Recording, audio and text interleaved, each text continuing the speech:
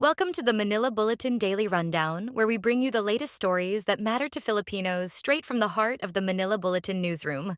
Here's a quick rundown of today's top stories. Friday, November 22.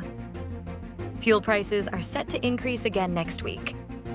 After this week's rollback, petroleum product pump prices are expected to rise next week. Based on the first 4 days of the mean of Platts Singapore and the average foreign exchange rate, gasoline is expected to jump by around 85 centavos to 1 peso and 5 centavos, while diesel would go up by around 80 centavos to 1 peso. Jetty Petroleum President Leo Bellas cited tensions looming over Ukraine and Russia as factors in next week's adjustment, while some analysts observed a 2% rise in oil prices. Representative Robert Barbers wary of fake fishing boats manned by Chinese in West Philippine Sea. Surigao del Norte 2nd District Representative Robert Barbers has sounded the alarm on China's alleged deployment of fake fishing boats in the West Philippine Sea. According to the Quad Committee overall chairman, these fake fishing boats carry with them Chinese Coast Guard or Chinese Navy personnel, and not actual fishers. Vice President Duterte visits detained Chief of Staff and sleeps over at the House of Representatives. Vice President Sara Duterte spent Thursday night, November 21st, at the House of Representatives in Batasan, Quezon City, after visiting her detained Chief of Staff, Attorney Zuleika Lopez, there. This was confirmed to reporters by House Secretary General Reginald Velasco on Friday morning, November 22nd.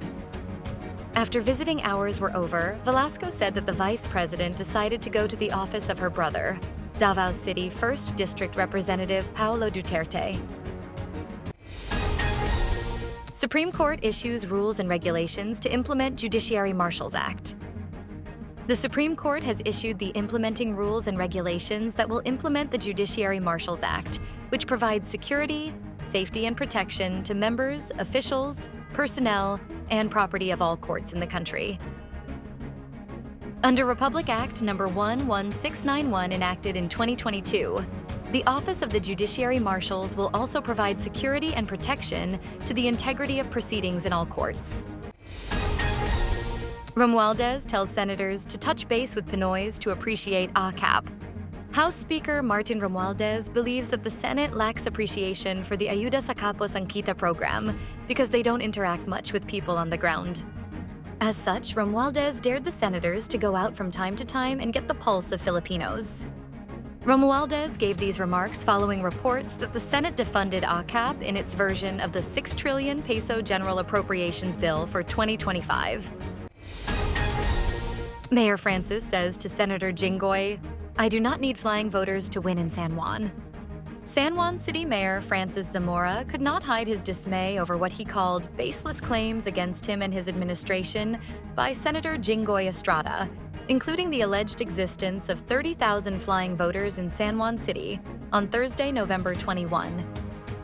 Estrada made the claim during the Commission on Elections budget hearing on November 18, where he said that there was an increase of 32% in the number of registered voters in San Juan from 2016 to 2022.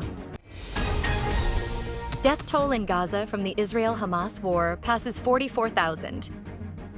The death toll in the Gaza Strip from the 13-month-old war between Israel and Hamas has surpassed 44,000, local health officials said Thursday. The Gaza Health Ministry does not distinguish between civilians and combatants in its count, but it has said that more than half of the fatalities are women and children. The Israeli military says it has killed over 17,000 militants without providing evidence. Kayo towers over Tall Blacks as Gilas ends New Zealand jinx.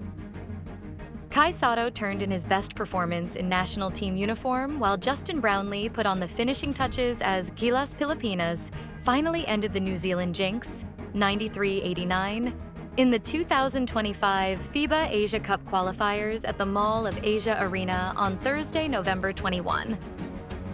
Sato finished with Gilas' career-high 19 points, 10 rebounds, 7 assists, 2 steals, and a block as he sparked a 16-0 blast to turn a 56-60 deficit into a 72-60 advantage.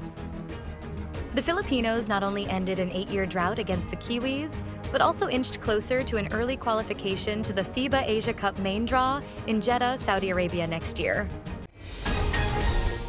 Stay updated with the latest news. Visit our website at www.mb.com.ph or follow us on social media. Thanks for tuning in to the Manila Bulletin Daily Rundown.